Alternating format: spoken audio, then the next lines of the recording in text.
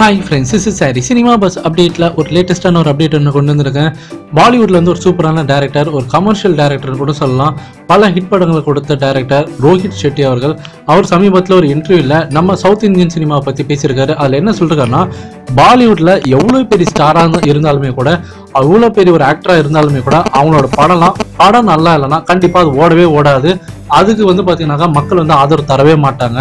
இதுக்கு ஒரு மிகப்பெரிய எக்ஸாம்பிள் பாத்தீங்கன்னாக்கா, போன வருஷம் ரிலீஸ் ஆன ஷாருக் கானோட ஜீரோவா இருக்கட்டும், இல்ல அமீர் கானோட டி வச்சா இருக்கட்டும், இல்ல சல்மான் கானோட ரேஸ் 3 இருக்கட்டும், இந்த படங்கள் எல்லாமே பாலிவுட்ல பாக்ஸ் ஆஃபீஸ்ல ஒரு மிகப்பெரிய தோல்வி சந்திச்சது. இதுக்கு ஒரு மிகப்பெரிய காரணம் என்னன்னா, இந்த படம் நல்லா இல்லை அப்படின்ற ஒரே காரணம் மட்டும்தான். ஆனால் இதுக்கு அப்படியே நேர்மாறா சவுத் இந்தியன் சினிமால நம்மளால பார்க்க முடியும்.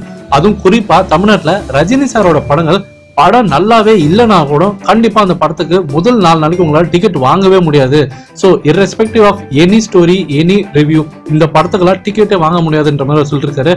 அது மட்டும் இல்ல, ரஜினி சாரோட படங்கள் எல்லாமே ஒரு மினிமம் கேரண்டீடு, மினிமமா இவ்வளவு அமௌண்ட் எடுத்துடலாம் அப்படின்ற மாதிரி ஷூரிட்டி கொடுக்க முடியும் ரஜினி சார் படத்துக்கலாம்.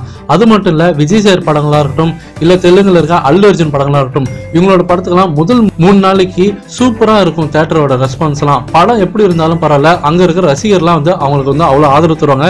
ஏன்னா இவங்களுக்குலாம் ரசிகர் பலம் ரொம்பவே அதிகம் அப்படின்ற மாதிரி குறிப்பிட்டிருக்காரு. ஸோ இதை பாத்தீங்கன்னாக்கா இப்போ ஆன்லைன் சோஷியல் மீடியால அவங்க ஃபேன்ஸ் எல்லாம் இப்போ எல்லாருமே ஷேர் பண்ணின்னு வராங்க. ஸோ ஆப்வியஸ்லி ரஜினி சாரோட ஃபேன்ஸை பார்த்தீங்கன்னாக்கா இது ரொம்ப பெருமையாக பேசின்னு வராங்க.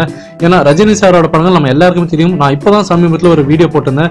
ரஜினி சாரோட படங்கள் பார்த்தீங்கன்னாக்கா நம்ம சவுத் இந்தியன் சினிமா ஹிஸ்டரியில் 18 படங்கள்ல 7 படங்கள் ரஜினி சாரோட படங்கள் 150 கோடிக்கு மேலே கிராஸ் பண்ணியிருக்கு.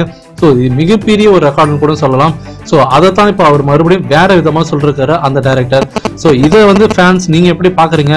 ரஜினி சாரோட படங்கள் மினிமம் கேரண்டி இவ்வளவு வசூல் வந்துடும் அப்படின்ற மாதிரி நம்ம பாக்ஸ் ஆஃபீஸ்ல கணிச்சிட முடியும். ஸோ அது எப்படின்றது நீங்க சொல்லுங்க.